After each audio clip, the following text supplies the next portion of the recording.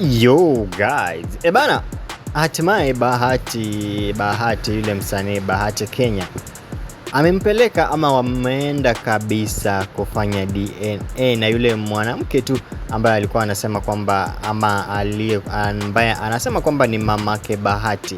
So hivi leo Bahati amechukua fursa na kwenda moja kwa moja na yule alleged mother pale tu kwenye hospitali ili wakachukue zile samples tu za DNA ili yani wabainishe tu kama kweli ni mama yake ama ni maneno matupu tu. Hivyo basi, lakini wamefanya DNA wakawaambia kwamba warudi kama tu baada ya kama wiki mbili hivi ndio matokeo yatakuwa tayari yashatokea, na itakuwa hapo basi ndio itabainika kwamba kama ni mamake Bahati ama ni maneno tu ama ni ile tu kutaka ama vile tu anafanana, ndio mposa yule mwanadada ama yule mama akawa anasema kwamba ni mamake. Lakini samples zishachukuliwa, after 2 weeks basi watakuwa wanarudi kujua matokeo. Alipokuwa tu akizungumza baada tu ya kuchukua zile vipimo, baada tu ya kufanyiwa ile DNA test, Bahati amesema kwamba hivyo basi kama ni mamangu mimi nitamjengea nyumba